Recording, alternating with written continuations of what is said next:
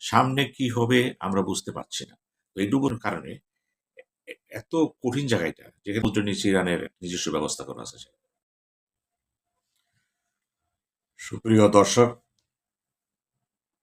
Hormuz প্রণালী নিয়ে এখন যে অবস্থা সৃষ্টি হয়েছে তা খুবই উদ্বেগজনক। যুক্তরাষ্ট্র ইতিমধ্যে ঘোষণা করেছে যে কোনো প্রকারে তারা হরমুজকে রক্ষা করবে, বাণিজ্য জাহাজ চলাচল করবে।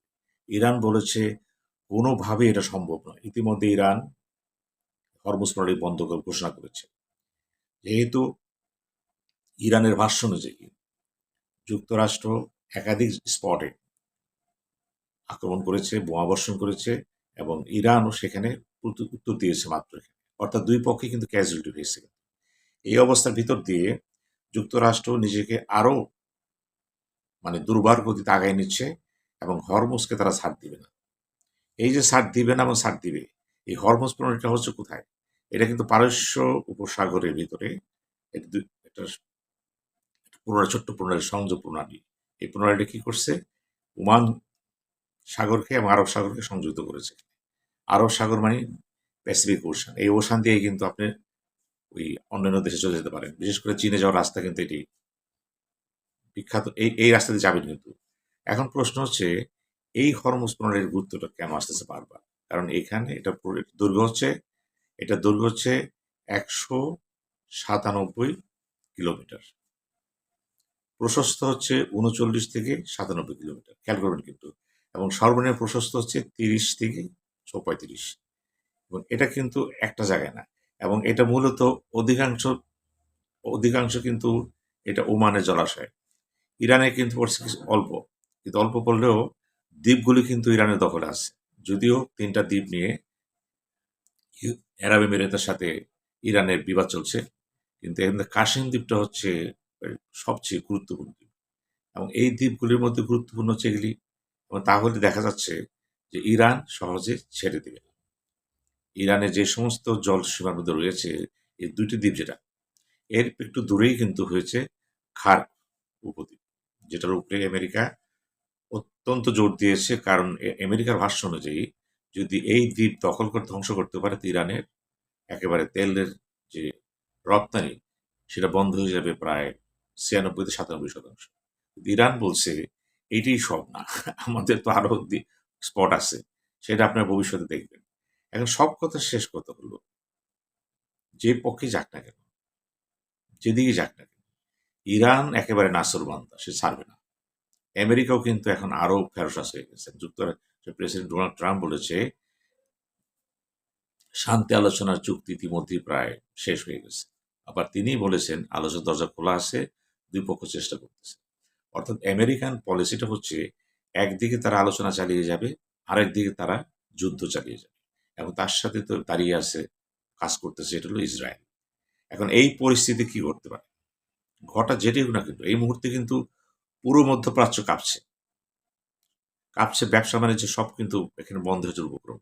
কারণ এই প্রণালী দিয়ে প্রতিদিন 80 থেকে 130টা জাহাজ এই জাহাজে এই জাহাজে গ্যাস যেতেছে, তেল যেতেছে, বিভিন্ন দ্রব্য যেতেছে। এবং বলতে পারেন 130টা জাহাজ যদি এখানে 80 থেকে যায়, তাহলে বছরে কতটা যায় চিন্তা করার ব্যাপার আছে। 1,70,00,000 তেল লিটার তেল এখান থেকে যাচ্ছে, ব্যারেল তেল যাচ্ছে এখান থেকে।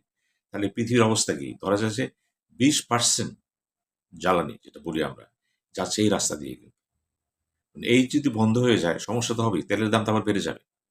আবার বেড়ে যাবে, আবার সংকট দেখা দিবে। আমেরিকাও কিন্তু অত্যন্ত বিপদের মধ্যে আছে যে আসলে ইরানে কি আছে। বলা হচ্ছে সেখানে মাইন পোতা আছে, সেখানে টর্পেডো রয়ে গেছে, সেখানে অনেক কিছু রয়ে গেছে ইরানে।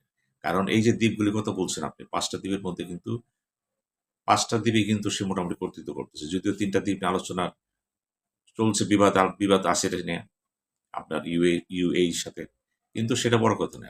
ইরান এই মুহূর্তে সবগুলো নিয়ন্ত্রণ করতেছে। ওই যে ছোট্ট অংশ তার জলসীমাতে পড়েছে, কিন্তু খুবই গুরুত্বপূর্ণ অংশ। কিন্তু জাহাজ যেখানে যায় এখান থেকে বেরোতে দেবে। আপনি যদি আরব সাগরে আসতে চান এখান থেকে আসতে পারবেন, আপনি যদি ওমানে এখান থেকে যেতে হবে কিন্তু আপনাকে। সেই চিন্তা করতে গেলে বিপদটা হচ্ছে এইখানেই যে ইরান এখনো শক্তিশালী, এবং ইরানের কাছে কি আছে না আছে আমি আগেও বলেছি, কেউ বলতে পারছে না। তার কাছে আদৌ কি পারমাণবিক বোমা তৈরি করার সরঞ্জাম হয়ে গেছে তাও জানি না, বা তিনি এটা গোপনে করে ফেলেছে তাও জানি না। কারণ মাটির নিচে, শত ফিটের নিচেও ব্লাস্টার বম ভাবে আমেরিকা কোনো কিছু করতে পারেনি। তার মানে বোঝা যাচ্ছে ইরানের ভূগঠনে কোথায় কি রেখেছে বলা মুশকিল। বলা হচ্ছে তাদের রসদে 90% এখনো কিন্তু তারা ব্যবহার করে। বিধ্বংসী বিধ্বংসী জিনিস তাদের কাছে আছে, কিন্তু রয়ে গেছে কিন্তু এখানে। এইগুলি বোঝার ব্যাপার আছে কিন্তু। আমেরিকান গোয়েন্দা তত্ত্ব বা ইসরায়েলের গোয়েন্দা তত্ত্ব, এখানে মোসাইদ সিআইএ বা আরো এজেন্সিরা আছে, তারাও কিন্তু বাইর করতে পারেনি। শক্তি তো এখানে এটা। আবার এর মধ্যেই দেখেন ইরানের সর্বোচ্চ বর্তমান নেতা, তিনিও কিন্তু ঘোষণা করেছেন, কি ঘোষণা করেছেন? মোস্তফা খামেনি তারা প্রতিশোধ নেবে। এই যে প্রতিশোধ নেবে, এটাও কিন্তু নানান তথ্য বের হচ্ছে, নানা গুজব বের হচ্ছে, মুখরোচক কথা আসতেছে। এবং ডোনাল্ড ট্রাম্প তো অনেকটা ভীত সন্ত্রস্তে বলেই ফেলেছে, যদি আমাকে কোনো কারণে হত্যা করা হয়, তাহলে আমি নির্দেশ দিয়ে রেখেছি যাতে সাথে সাথে ইরানকে ধ্বংস করে দেওয়া হয়। শেষ আলটিমেটাম। এবং তিনি এখন যেটাই করবেন, তিনি এখন মোটামুটি এখন ইসরায়েলের সাথে কিন্তু আরো সম্পৃক্ততা বেড়েছে তার। এবং তিনি দাবিও করেছেন যে নেতানিয়াহুর নেতা তো আমি তার বস। সুতরাং বলা যায় যুদ্ধটা তো মোটামুটি আমেরিকা, ইসরায়েল এবং ইরান। আমেরিকা অতি সহজে এখানে মাথা নত করবে না। সেও প্রমাণ করার চেষ্টা করবে আমি বিশ্বশক্তি, এবং আমার কাছে যা কিছু আছে আমি এখান থেকে কিছুই ব্যবহার করি। ইতিমধ্যেই কিন্তু এই হরমুজ প্রণালীর দিকে একাধিক যুদ্ধজাহাজ পাঠিয়ে দেওয়া হয়েছে। ফ্রান্সের যুদ্ধজাহাজও এখানে আছে। এমন হতে পারে নিকট ভবিষ্যতে ইউরোপের অনেক দেশ জড়াই যেতে পারে পরিস্থিতি বিপাকে। কারণ ন্যাটোতে সম্মেলনে ট্রাম্প বলেছে, আপনারা আমাকে সাহায্য সহযোগিতা করেননি, ভবিষ্যতে আমি এখান থেকে ডোনেশন কমাই দেবো, আমি উড্র করবো এখান থেকে দরকার হলে, কারণ আপনারা তো বিপদ আসেন না। এটা কিন্তু তাদের ভিতরে নতুন সংকট দেখা দিয়েছে। তারাও কিন্তু বলেছে একেবারে ন্যাটো এখন আমেরিকা থেকে অস্ত্র কিনবে, সেটা কিনবে। অর্থাৎ একটা পরিবর্তন আসতেছে কিন্তু এখানে। এদিকে ইরানের উত্থানটা কিন্তু চায়না এবং রাশিয়ার সমর্থন পেয়ে গেছে। মধ্যপ্রাচ্যে দেশ তটস্থ, তারা কি করবে না করবে, কিন্তু তার চেয়ে তটস্থ সারা বিশ্ব। আমরা বিশ্বযুদ্ধ চাই না, মধ্যপ্রাচ্য কেন্দ্র করে যুদ্ধ আমরা চাই না। তারপরেও বলা যায় পরিস্থিতি যেদিকে যাচ্ছে, মনে হচ্ছে হরমুজ প্রণালী এক বিস্ফোরণ উন্মুখ জ্বলন্ত আগ্নেয়গিরি, যে কোনো মুহূর্তে অগ্নুৎপাত শুরু হতে পারে। আর এই অগ্নুৎপাত যদি একবার শুরু হয়, এই ঝাপটা শুধু মধ্যপ্রাচ্যে থাকবে না, এটা ছড়িয়ে পড়বে এশিয়া, ইউরোপ, আমেরিকা, বিভিন্ন অঞ্চলে ছড়িয়ে পড়বে। আমেরিকা দাবি করতেছে তিনি প্রশান্ত মহাসাগর আটলান্টিকের ওপারে আছেন, বহু দূরে আছেন। কিন্তু ইরান ইতিমধ্যেই বলেছে আমার কোনো কিছুই কিন্তু আমার রেঞ্জের বাইরে নেই। তার মধ্যে তার সাথে যুক্ত হয়েছে উত্তর কোরিয়া। উত্তর কোরিয়ার যে মিসাইল, যে শক্তি, একটা আমেরিকা হিট করতে পারে কিন্তু। এখন এই শক্তিগুলো যদি ইরাকের সাথে এক হয়ে যায়, পিছনে চায়না থাকে, রাশিয়া থাকে, উত্তর কোরিয়া থাকে, সংকট বেড়ে যাবে। আমেরিকা এখন এমন একটা অবস্থা হয়েছে তারা জড়ায় যদি বিপদে পড়ছে, বেরোতে পারতেছে। এদিকে কংগ্রেসের চাপ আছে যুদ্ধ থামানোর ব্যাপারে, জনমতের চাপ আছে, প্যান্টাগনে কিন্তু দ্বিধা ব্যক্ত হয়ে গেছে এসব ব্যাপারে। বুঝতেছি পুরো ঘটনাটা, এই যে অক্টোবর মাসে নির্বাচন আছে ইসরায়েলের, নেতানিয়াহুর জন্য কিন্তু এটা একটা বিরাট টেস্টিং কেস। একইভাবে আমেরিকার মধ্যবর্তী নির্বাচনে রিপাবলিকান পার্টির জন্য কিন্তু একটা চ্যালেঞ্জের ব্যাপার। এখন শ্যাম রাখি না কুল রাখি, কোন দিকে যাব, এই সমস্যাটা কিন্তু এখন আমেরিকার জন্য হয়েছে, আর ইরানের জন্য হয়ে গেছে। ইরান বলেছে প্রতিশোধ নেব আমরা, যেমন নেব, এই প্রতিশোধ কখন কিভাবে নিবে বলা মুশকিল। যদি বিভিন্নভাবে তারা 12টা ছবি বের করেছে, এরা জড়িত। এখানে ইউরোপের নেতারাও কিন্তু এখানে আসেন, ফ্রান্সের লোক এখানে আসেন, আপনার যুক্তরাজ্যের লোক এখানে আসেন। তা কি হতে পারে? সব কথা শেষ কথা হলো যুদ্ধ না শান্তি, সুদূর পরাহত।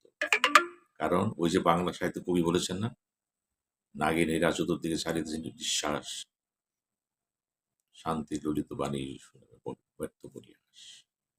শেষ পর্যন্ত কি আমরা সেদিকে যাচ্ছি? দেখা যাক সামনে কি হয়। ধন্যবাদ।